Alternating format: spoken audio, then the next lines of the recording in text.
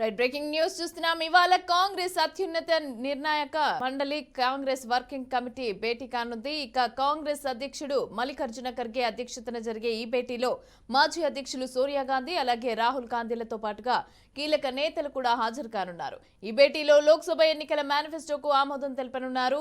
రైతులు, మహిళలు, యువత, బలహీన వర్గాలే లక్ష్యంగా భాగీదారీ న్యాయ్ అలాగే కిసాన్ న్యాయ్, నారీ న్యాయ్, శ్రామిక్ న్యాయ్, యువ న్యాయ్ పేరుతో ఇప్పటికే తన హామీలను కూడా ప్రజల ముందుంచిన కాంగ్రెస్ వాటిపైన నేతలకు మార్గనిర్దేశం చేయనుంది.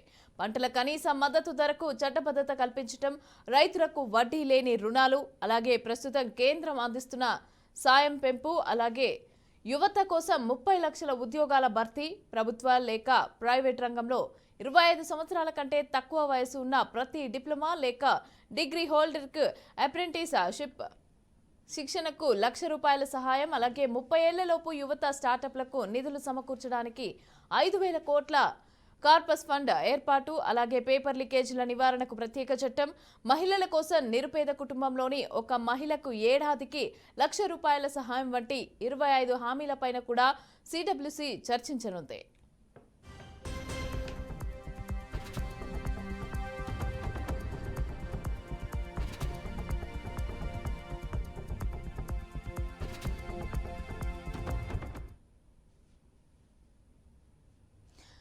ఇక లోక్సభ ఎన్నికల మేనిఫెస్టోకు అయితే ఈ రోజు ఆమోదం తెలపనుంది. అయితే దీనికి సంబంధించి సిడబ్ల్యూసీ సమావేశం అయితే జరగనుంది. అయితే దీనికి సంబంధించి పూర్తి డీటెయిల్స్ మా ప్రతినిధి వాసు అందిస్తారు. వాసు, చెప్పండి, అభ్యర్థుల ఎంపికకు సంబంధించి అయితే ఈ రోజు సిఈసి కసరత్తు అయితే చేస్తోంది. అయితే ఎవరెవరు అభ్యర్థులు ఉండే అవకాశం ఉంది, అలాగే సిడబ్ల్యూసీకి సంబంధించి మేనిఫెస్టోకు సంబంధించిన ఆమోదం కూడా తెలపనున్నట్టుగా తెలుస్తోంది. అయితే ఏమేమి అంశాలు ఉండే అవకాశం ఉందంటారు?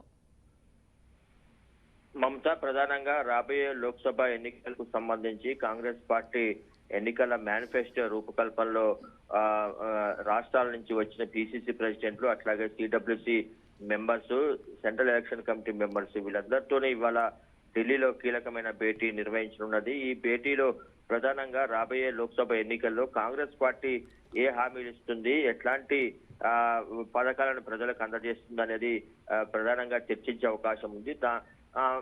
ప్రధానంగా ఇప్పుడు కాంగ్రెస్ పార్టీ ఏదైతే ఎన్నికలకు ముందు దాదాపు 25 హామీల్ని ప్రజల ముందు ఉంచే అవకాశం ఉంది. దీంట్లో మనం పరిశీలిస్తే ఇప్పటికే కొన్ని స్కీముల్ని కాంగ్రెస్ పార్టీ ప్రకటించనుంది. అంటే కాంగ్రెస్ పార్టీ అధికారంలోకి వస్తే ఈ స్కీముల్ని అమలు చేస్తామని చెప్పి ప్రకటించే అవకాశం ఉంది. దాంట్లో ప్రధానంగా గ్యారంటీలకు సంబంధించి భాగీదార్ న్యాయ్, అట్లాగే రైతులకు సంబంధించి కిసాన్ న్యాయ్, మహిళలకు సంబంధించి నారీ న్యాయ్, అట్లాగే కార్మికులకు శ్రామిక న్యాయ్, యువతకు యువ న్యాయ్ వంటి ఇట్లాంటి 5 గ్యారంటీలని కాంగ్రెస్ పార్టీ ప్రకటించే అవకాశం ఉంది. దాని మీద కూలంకషంగా సమావేశంలో చర్చించి ఇంకా మార్పులు చేర్పులు ఏమన్నా ఉంటే దాన్ని ఆమోదించే అవకాశం ఉంది. దీంతో పాటు రైతులకు వడ్డీ లేని రుణాలు కానీ, అట్లాగే సాయం అంటే ఇప్పుడు అందిస్తున్న ఆర్థిక సాయాన్ని పెంచే అవకాశం కానీ, తో పాటు యువతకు 30 లక్షల సంబంధించిన ఉద్యోగాల కల్పన కానీ, అట్లాగే 25 లోపు వయసున్న వారికి డిగ్రీ అట్లాగే డిప్లొమా హోల్డర్స్ కి వాళ్ళకి రుణాలు ఇవ్వటం కానీ, వాళ్ళకి ఆర్థిక సాయం అందించడం కానీ, దీంతో పాటు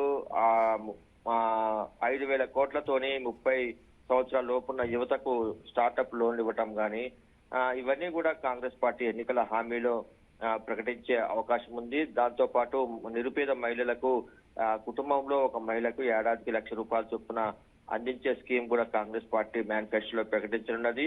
దీంతో పాటు పేపర్ లీకేజ్ నివారణకు ఒక చట్టం తీసుకురాబోతున్నది.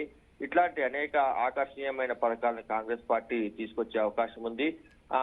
దీంతో పాటు ఇప్పటికే కాంగ్రెస్ పార్టీ లోక్సభకు సంబంధించి తెలంగాణలో 4 స్థానాలకు అభ్యర్థులను ప్రకటించింది. మరి ఇంకా 13 మందిని ప్రకటించే అవకాశం ఉంది. ఇప్పటికే 2 దఫాలుగా 82 మంది పేర్లను దేశవ్యాప్తంగా కాంగ్రెస్ పార్టీ ప్రకటించింది.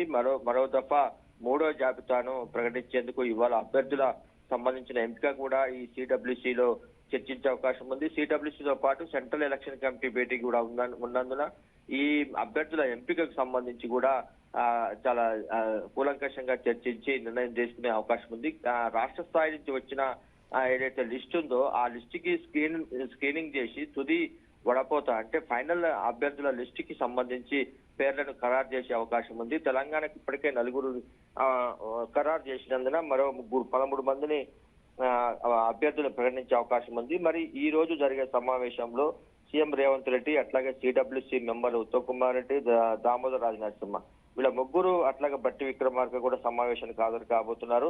వీళ్ళ ఏదైతే రాష్ట్ర స్థాయిలో అభ్యర్థులు ఎంపిక చేశారో ఆ ఎంపికకు సంబంధించిన జాబితాను కాంగ్రెస్ పెద్దలకు అంటే ఏఐసిసి ప్రెసిడెంట్ మల్లికార్జున ఖర్గే అట్లాగే సోనియా గాంధీ, రాహుల్ గాంధీ, ప్రియాంక గాంధీ ఏఐసిసి పెద్దలకు ఈ లిస్టు మీద చర్చించే అవకాశం ఉంది. ఫైనల్ గా దీంట్లో ఎవరెవరు చేర్చేది ఆ జాబితాలో వాళ్ళ పేర్లను చేర్చే అవకాశం ఉంటుంది. Mamata. Right, thank you Vasu, thanks for the details.